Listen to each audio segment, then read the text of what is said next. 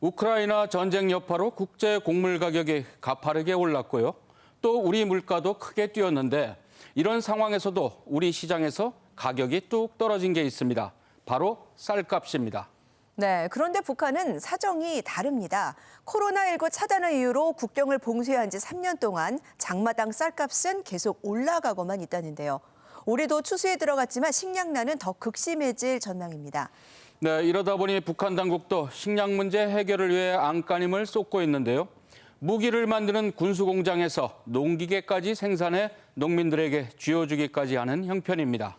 네, 좀처럼 해결되지 않은 만성적인 식량난. 북한 주민들은 이런 고통을 하루하루 어떻게 버텨나가고 있는 걸까요? 클로즈업 북한에서 짚어봤습니다. 북한 최대 곡창지대인 황해남도 해주. 차량들이 줄지어 들어오고 주민들의 대대적인 환영 인사가 이어졌다. 김정은 국무위원장의 지시로 제작한 4종류의 새 농기계 5,500대가 도착했다. 광장과 도로에 열을 맞춰 선 농기계들.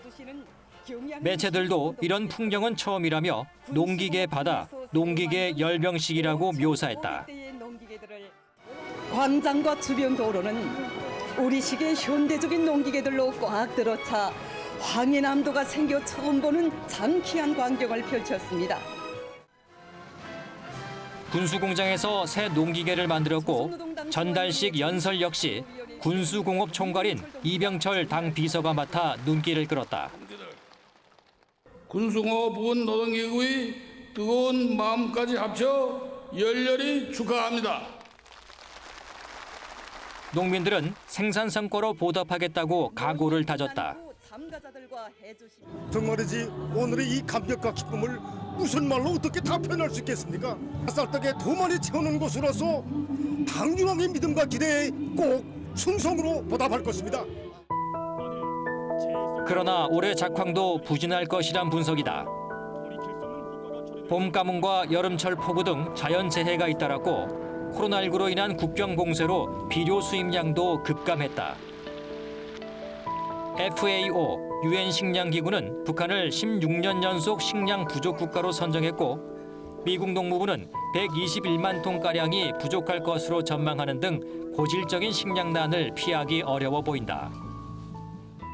작년 가을에 수확한 것, 올 초여름에 수확한 게 사실은 이제 기본적인 이제 식량 공급원이거든요. 그게 일단 좋지 않았던 게 가장 이제 문제고, 그 다음에 이제 코로나19 때문에 북한이 이제 특히 중국하고의 그 국경을 이제 폐쇄를 시켰거든요. 그 폐쇄시킴으로 해서 수입을 제대로 할 수가 없었습니다. 지금 영양은 고사하고 겨우 이제 기본적인 칼로리를 채우기 위해 급급한 상황이고. 그나마 대규모 기근 같은 극단적인 식량난으로 이어지진 않을 거란 전망인데 여기엔 무엇보다 주민들의 기근 대응 능력이 커졌다는 평가다. 고난의 행군 시절에 극심한 식량난을 버텨냈던 그때 그 경험을 했던 그런 부분들이 아마 학습 효과로 나타나지 않았나 생각을 해봅니다. 고난 행군의 시절 이후에 주민들이 자력갱생으로서 각자가 식량을 확보하는 그런 노력들을 여러모로 이제 펼쳐왔기 때문에 자력갱생, 각자 도생의 그 원칙에 맞게끔 좀 살아왔던 것 같습니다. 극심한 경제난과 연이은 자연재해까지 겹친 1990년대 중후반 고난의 행군 시기. 혹독한 대기근으로 적어도 수십만 명이 굶주려 죽었을 거란 분석이다. 북한군 초대소에서 요리사로 일했던 탈북민 안영자 씨는 그때의 상황이 지금도 눈에 선하다고 전한다. 진짜 자다 일어나도 죽은 사람의 시체를 굶어 죽는 시체들 봐도 그걸 정리 못했어요. 다 굶어 죽은 사람들도 그래서 죽었구나 시체 이렇게 보여도 그걸 처리도 못했어요. 그때 당시에는 다 굶어 죽은 사람이 너무 많아서. 당시 견디다 못한 북한도 이례적으로 국제사회의 식량 지원을 호소했고 배고픔에 시달리는 주민들에겐 대체 식품 활용을 강조했다. 나라의 식량 사정이 어려운 지금일수록 우리가 이것을 풀어나가야 했습니다. 그래서 우리는 평성세에 있는 300여 가지의 풀들을 가지고 콩기름을 짜고 남은 찌꺼기로 만든 인조 고기밥과 옥수수를 고열로 가열해 만든 속도전 가루. 주민들의 애타는 노력의 일환이다. 그렇지만 이조차 먹을 수 있는 사람은 많지 않았다.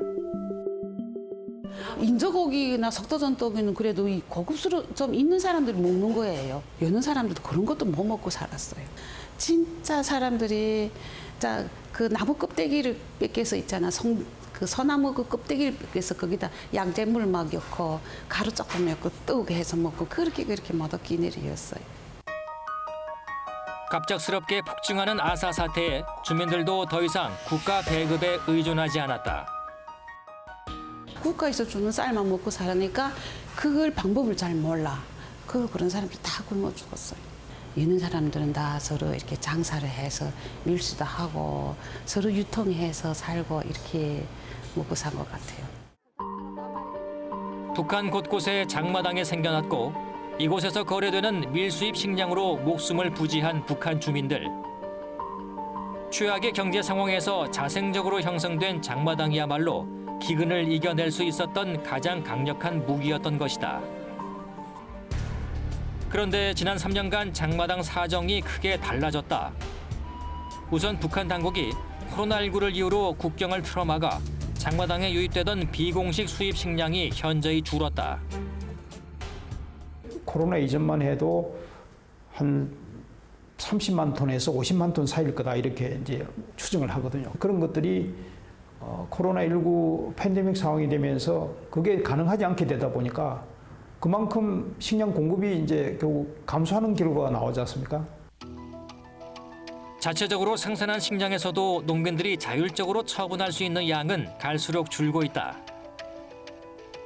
김정은 위원장은 집권 이후 6.28 경제조치 일환으로 포전 담당제를 도입했는데 초과 달성한 농산물은 자율적으로 팔 수 있게 했다. 분조에서 생산한 알곡 가운데서 국가가 정한 일정한 몫을 제외한 나머지는 농장원들에게 그들이 번 노력일에 따라 현물을 기본으로 하여 분배하도록 하여야 합니다. 그러나 논밭의 지력이 떨어지고 관계시설과 농자재가 부족한 상황에선 할당된 양도 채우기 어려운 게 현실. 그러다 보니 가을 거지가 끝날 때면 산이나 땅 속에 곡식을 숨기는 일이 일반화돼 최근 허풍금지법을 제정해 양곡 관리에 고삐를 바짝 쥐고 있다. 일단 그 9월달 가을이 되면은 각 군인들이 북한이 모든 그 군과 군을 연결하는 그 도로를 차단시킵니다. 이제 빼돌리지 못하게 거죠. 미리 확보하기 위한 방식이기도 하고 경우에 따라서는 그걸 이제 식량 생산량을 이제 뭐 속이는 걸 이제 막기 위한 이제 장치이기도 한데 그런 것들이 지금 그 뭐 전국적으로 다 시행이 되고 있습니다. 거래할 수 있는 식량이 줄면 주민들의 시장 활동도 위축될 수밖에 없고 결국 식량난이 주민들을 먹여 살리는 장마당까지 위협하는 것이다.